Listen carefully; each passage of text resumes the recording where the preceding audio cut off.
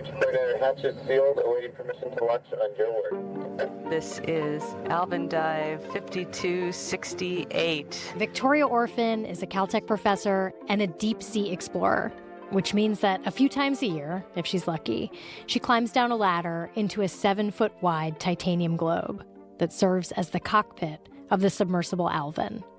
And then, with a pilot and another scientist, she sinks miles into the sea. Can't wait to see what the seafloor looks like here. To places no human has ever been, to collect creatures no one has ever known, to study some of the most alien ecosystems on Earth. When I mentioned to other scientists that I was interviewing oceanographer Victoria Orphan, they all basically said the same thing. Oh yeah, she's a badass. So I had this idea in my mind of what to expect.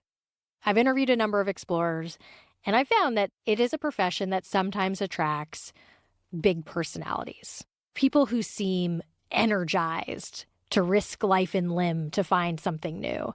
People who are always ready to tell you a swashbuckling tale, exaggerated or not. And so when I sat down for my first interview with Victoria, I was a little surprised.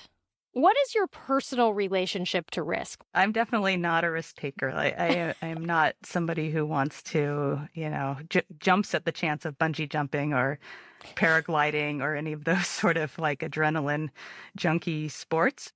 No thanks. I wasn't getting a hint of swagger. It would scare the pants off of me. So. And the more I talked to Victoria, the more it became clear that her reputation for badassery was definitely not thanks to self-promotion. In fact, it was so buried under layers of humility and understatedness that to find that part of her personality, I had to follow her to the bottom of the sea on her deepest dive yet, a dive that did not go as planned. I don't know. Should I be concerned about that? This is The Leap, a series about scientists who are risking their careers, reputations, and even their lives to discover something new.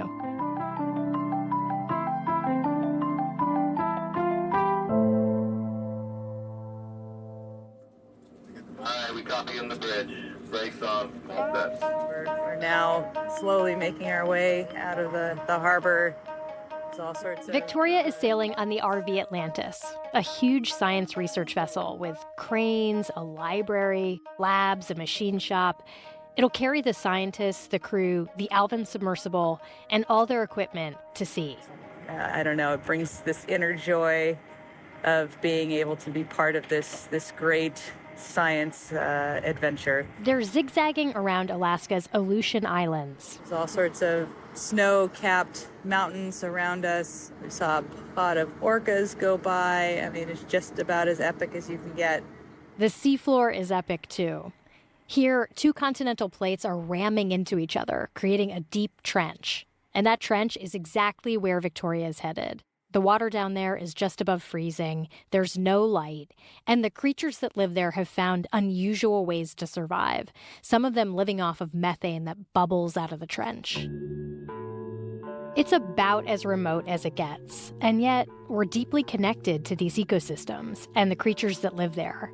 By eating methane, these deep-sea microbes trap a powerful greenhouse gas at the bottom of the sea, rather than letting it bubble up into the atmosphere. But to understand how that works, you need to go there, which means diving to depths few people have ever visited. For me, it's the deepest dive I've ever done. Yeah, almost 5,000 meters. 3 miles down. A little over 3 miles down. You're grinning ear to ear right now. I know. It's pretty exciting. It's a lot of times we live vicariously through our students and they get to do all the fun things in the lab. And so I'm happy. I love, if I've got mud under my nails, I'm a happy camper. So. This isn't just Victoria's deepest dive in the Alvin submersible. It's also one of the Alvin submersible's deepest dives. Alvin's been in operation for decades, but it was just retrofitted so it could go deeper than it ever has before. This is its maiden scientific voyage. But so far in this cruise, the sub hasn't gotten much time in the water. I was supposed to be diving in the Alvin submersible today, but sadly we are dealing with 30-knot winds and lots of white caps. You can hear the thud of the waves on the ship. Boy, the whole ship vibrates when the waves hit it. The full body experience out here. It's been stormy, and when it's too wavy, it's not safe to put the sub in the water. It took years to plan this cruise. It's rare to get access to this sub, so it sucks to be benched. And you can hear the disappointment in Victoria's voice. Can't do much of anything right now because the weather is kind of crappy out. So when the weather finally breaks, Victoria is pumped. All right, it's Monday morning. It's a beautiful day for diving. I'm happy to report they're rolling Alvin out of the hangar as we speak. Everybody is on the back deck, waiting with anticipation. This cruise has 4 principal investigators, all women, which is unusual. And even more unusual, 2 of them are married to each other, Victoria and her partner, Shana Goffredi, another oceanographer. She'll see Victoria off today, and you can hear her in the background. It's getting real now. They're getting the weights loaded up on. The weights that will sink them to the bottom of the ocean, and the weights that they'll drop when they're ready to come back up. There's another storm that's going to be rolling in soon, so I'm feeling a little bit of extra pressure to try to get as many of our samples as possible. One of the big reasons to actually go to the bottom of the sea is so you can bring stuff back.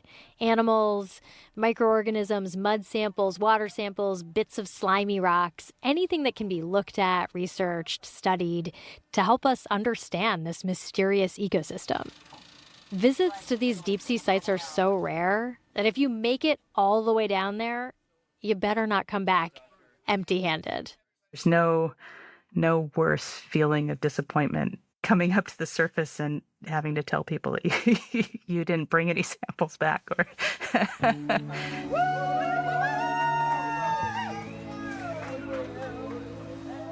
All right, they just called Nick up, our pilot. Starting to get a little bit of that nervous energy and some butterflies, and I'm so excited to finally get back into the sub. Hard to believe that's going to be home for the next 9 hours. 9 hours with 2 other people in a metal globe about the size of an SUV. There are computer screens all around, 5 viewports to look out, and a hatch in the floor where you store your pee bottles. The sub is sitting on the back deck of the Atlantis under an A-frame that will hoist it into the water. Victoria walks up a ladder and over a little bridge to the sub. The team cheers as Victoria, her colleague Ekin Tillich, and Alvin pilot Nick Osaccia embark. Everybody has been waiting for this day. It's why they're all here. It's a buoyant moment. So it's easy to forget that going over 3 miles down, way deeper than the Titanic's resting place, for example, to icy waters with skull-crushing pressures, comes with risks. I almost don't want to talk about it. Like there's always a level of superstition with, getting entangled is the biggest concern because a lot of these, ghost nets and things like that are not mapped. What's a ghost net? It's like old fishing gear that has been lost and it's basically floating around. And we know there's a lot of fishing up in that area. If you did get entangled in a net, what happens? Why is that so bad? 2 reasons. So it's bad anytime, but especially because we're in a remote part of the world and because we're really deep, it makes it very challenging to get any other vehicle there to rescue you. We sort of saw this play out in real time with the Titan. Titan, the sub that went missing for days in June 2023. Before it was found in pieces, there was this desperate race to get rescuers there. Trying to get vehicles there that can reach those depths, it's a concern. So the best thing is just not to have that happen. Yeah, I don't know. I mean, things also can break, like the batteries are shorting or something like that. Those kinds of things are not great.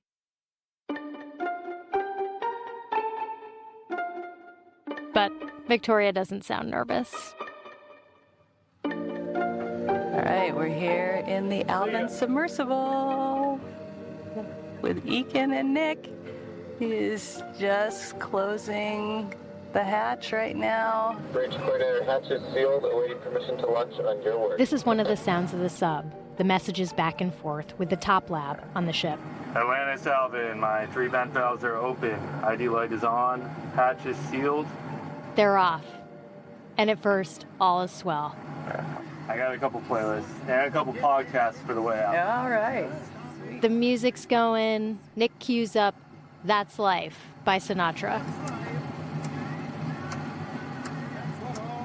And they begin their descent. It'll take them about 2 hours to get to the bottom. Getting dark. They said there's a lot of bioluminescence. The light dims as they sink, but the mood could not be brighter. You just never get tired of looking at this view. I know. The anticipation. Of course, the one day the freaking sun comes out. I know. It's far away. It's possible. They're slowly sinking down. The bioluminescent creatures are streaking by their windows. Deep sea fireflies. And then the trouble starts. Okay, top left. So both legs of that ground just dropped at the same time. It's an electrical issue with the sub. I don't know. Should I be concerned about that? The engineers on the ship, they're not concerned. Well, I'd say just keep going, keep an eye on it, and let me know if it changes. These things happen. Everything looks fine now. Keep on keeping on, they say. All right, working through some initial pre-dive issues. They're about half a mile down. Victoria starts getting down to business. I'm going to start looking at my clipboard and going through our checklist for the dive. They go over their route once they get to the bottom. Yeah, roger that. I think our plan is to start at waypoint 4 and then work our way to waypoint 3. And they're sinking farther and farther away from the ship. That's 4013 meters. We're officially past the deepest depth I've ever been. Pretty exciting. The messages from Top Lab start getting difficult to make out. I can't really hear you on this thing. I'm going to switch back to the PDO and try a different mic. Meanwhile, they've almost made it to the seafloor. That's 4689, 200 meters off. We're getting close to the bottom here. Some little jellies in the water. It's pretty amazing to think we're down here almost 5,000 meters. This is a huge moment for this whole expedition. It's very exciting. And the scientists on the ship are excited too. So up in Top Lab, where they're radioing with Alvin, the scientists are gathering. Hi. That's Victoria's partner, Shana. She's talking with one of the Alvin engineers up top. Hello. We're here to watch them hit the seafloor. They're not going to hit the seafloor. They're going to hover above it softly. Slowly hit the seafloor. Yeah, they're not there yet. They're getting there. We know. We can tell. But it's close. I must admit, I pay more attention to the submersible when Victoria's in it. Picture them huddled around this speaker at the top of the ship, listening to these dispatches from deep below. About 10 meters off. All right, we should start to see it something. About 10 meters off the bottom. You can start to hear the thrusters go. Nick's starting to navigate us. I think I see some muddy bottom down there. Okay. Yep, there's a sea cucumber.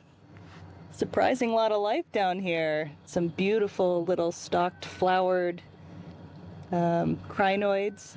They're these deep sea invertebrates with long, fluffy, petally arms, kind of like miniature palm trees blowing in the breeze. Oh man, it's beautiful. It's a celebratory moment that does not last long. Because when Nick powers up the robotic arm that they'll use to collect creatures, something goes wrong. My port manipulator power switch on the control bus, the breaker is breaking. I can't power on my port manip right now. This is a huge problem. The port manipulator is the sub's primary tool for collecting samples. Collecting samples is the primary objective of this trip. Yeah, roger, understood. Stand by. That's not good. That's not good, he says. Okay. Victoria immediately goes into troubleshoot mode. No push boring. And it's not just Victoria. More than 3 miles up on the top deck of the ship, Victoria's partner, Shana, is also brainstorming workarounds. I mean, literally asking the exact same questions at the exact same moment. How about the Niskins? Can you reach the Niskin bottles? Right? Biotubes? But we can't open the bio box. Can they suction? And you can get the slurp. I think I could do the slurp, yeah. So this sucks, but it's not the end of the world. Slurp is an option. They can still try to pick up some stuff. They can cruise around and survey the area. So Shana goes to lunch, and Alvin goes on to its destination. Okay, top lab, we're heading up slope. Do what we can with the starboard manipulator. Well, we've got a Alvin with a broken wing. Definitely disappointing. But the good news is we can still drive, and we are still in hot pursuit of some methane seeps. So they're looking for these spots where methane is bubbling out, and there are some telltale signs. Clam beds, that would give us some indication that there's methane seeping. Tube worms, or frenulates, also live in these methane seep spots. You can picture stalks with kind of swoops of red hair. They were on the wish list to find and bring back, at least before Alvin's arm broke. That's 4900, heading to waypoint 3. So they're cruising along, scoping seep spots, when suddenly there's another problem with the sub. The lights go out, the computers go dark, the video system goes down. Nick, the pilot, is trying to figure out the issue. You can hear him furiously flipping switches. This is not normal. Nick talks first. Okay, I just browned out. I'm going to secure the video system and proceed with what we got here. Victoria and Eakin stay quiet. They look at each other, their eyes wide. Nick tries to reassure them that everything is okay. Everything's good. Everything's good, he says. Promise. I promise. And then suddenly, You said you had a brownout. What do you mean by that? the recording stops. It's silent. Up on the boat, Shana returns to the top lab. I came back after lunch, and no joke, every single Alvin ops person was in Top Lab.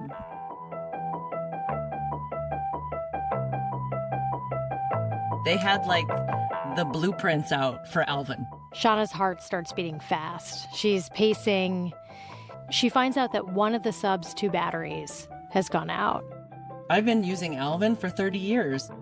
Like, I've never had the power go out in Alvin. That would have been so scary. And on top of that, the communication system with the ship cut out.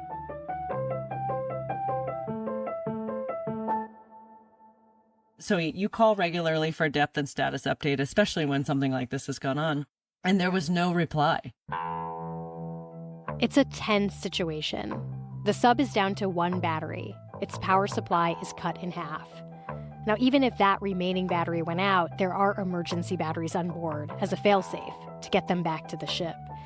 But at this moment, no one's exactly sure why these problems are happening, so it's stressful. And for Shana, the person in that sub isn't just her colleague, it's her life partner. Of course, my blood pressure and my heart rate is racing. It's not like I thought I wouldn't see her again. I was just afraid that she was afraid, I guess. But if Victoria was afraid, that was not the feeling she was radiating. A few minutes after the brownout, Victoria turned the recorder back on. She'd cut it off to let her submates freak out privately. They were back in contact with the ship too, and Nick calls up. Okay, I'm going to start driving up just to get off bottom. As I mentioned, I don't see a reason to continue, especially without a port manipulator. Nick is ready to go back up. Honestly, I think we should just have The sub is having problems. He knows the only way to fix them is to go to the surface. But then something happens that I really, really did not expect. Victoria pipes up. Obviously, safety is definitely what we are prioritizing here, and we'll follow your lead, but But if we could get something to bring up from the deep sea before we return to the surface, that would be great. And to me, this is the most revealing part of the dive. Victoria, a person who would never bungee jump, a person who says they do not like risk, starts to mount a quiet campaign to keep Alvin down at the bottom of the sea just a little longer. I mean, I'm all for it if you're for it, but Okay. it's totally up to you. I mean, it would just be observation. Yes. Okay. Nick And I says, would okay, sure, we can look around quickly, but I'm not going to try to grab anything. That takes a long time. It takes power. Top lab, we're just gonna go to waypoint 3. We're not gonna try and sample anything. We're just gonna investigate it, and then after that, we're gonna head home. So that's the plan.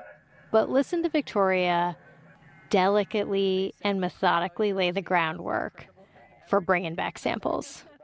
If I had my port manipulator, I'd be all over them. Think about like the pilot crud you'd get if you could gently pick a sea daisy with your starboard manip. And in this moment, I got a window into Victoria, into another way to be a badass explorer. This is confidence without swagger, cool-headed but warm to her colleagues, and a willingness to push just a little bit on everyone's comfort zone, including her own, to make this trip worthwhile. And it's infectious. Like, if we saw something that was like the most incredible thing ever, I would try. And then something incredible pops into the viewport. The tube worms they've been looking for all along. Whoa, there's some frenulates right in front of us. Oh, See nice. those? The ones, the little redheads.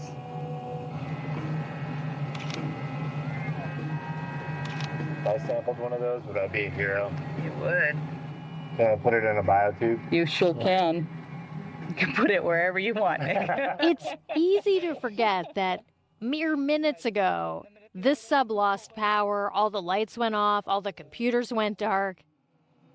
All right, Nick's gonna try for the Hail Mary frenulate grab. I'm not going home. They get in position. Nick reaches out with the little manipulator that's not designed to pick up tube worms. And he gets it. In a tube. I got one. Yeah. High five. Yeah. That was probably the most absurd way to sample Excellent. that. But it worked. The worm is grabbed and bagged, and Victoria seems delighted. Good news is we're not coming up empty-handed, and hopefully we'll have an uneventful return to the ship. As Nick laughs.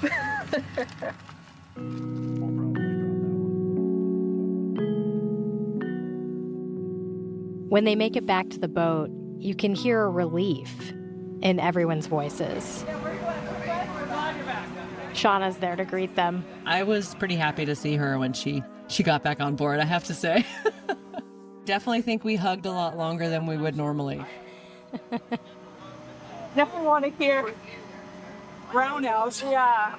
You can set all the lights. When I first listened to the recording of this dive, the question that kept sloshing around in my head was, what was this like for Victoria? I mean, she seemed so cool, but the experience seemed so scary.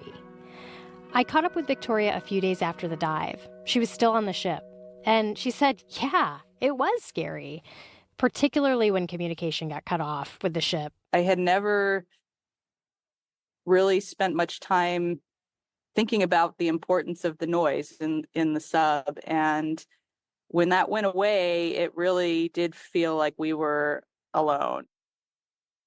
This is like the lifeline to the ship. But when it seemed like things were a little bit more stable and calm, I just asked whether or not it was possible to salvage anything from this dive before like immediately heading back to the surface. I heard that part, and I was pretty shocked. Because I would have been like, elevator up, please. So I guess I can tell you my thinking at that point, and that is we had already been dealing with horrible weather. The rest of the week looked really sketchy for diving. And so this could be our shot. Their shot to understand this mysterious place, a place that has a rudder on our atmosphere, a place that Victoria has dedicated her life to studying. I'm all about just the joy of observation and the opportunity to go to this very remote world that has always been such an amazing thrill, for me. And just my training from graduate school on is just don't ever leave the bottom without something, right? Like, because it's such an investment. You want to try to eke out every last possible sample. It makes sense in that context. It took 4 years to plan this expedition. Getting sub time is rare and expensive. Who knows when another person might be back at this place? But at the same time, it's a rare trait to be able to hold on to the 20,000 league view, even when your sub is on the fritz at the bottom of the sea. And it's the kind of person you probably want in your vessel when things go wrong. She rarely gets ruffled. She's been that way the entire time I've known her. Here's Shana again. And so she's usually the one in the relationship that, it diffuses everything that's stressful. So, if you picked anyone to be in this situation, should be Victoria. But we really made the most of that one tube worm, and It does seem like it. Yeah. It turned out to be pretty cool. So this was a male tube worm, and it had these cool, almost like weed like sperm that are shaped like little arrows, and they get jammed. I don't know. It was really cool. So.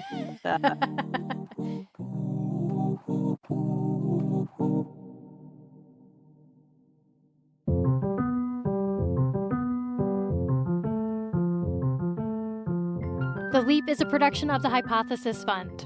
Victoria volunteers on the Hypothesis Fund's Scientific Advisory Board. This show is hosted by me, Flora Lichtman, and produced by Annette Heist. Editing by Devin Taylor, Pajao Vangay, and David Sanford. Fact-checking by Nicole Pasulka. Mixing and scoring by Emma Munger. Music by Joshua Budokar. Special thanks to Dan Utter and Rebecca Whiffler for the excellent additional recordings on the ship.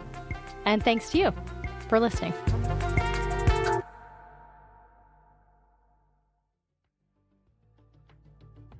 This episode wraps up the debut of The Leap. I really hope you enjoyed these stories. We loved sharing them with you. And if you have feedback, we always want to hear from you. You can email us at SciFri@sciencefriday.com. Thanks for listening.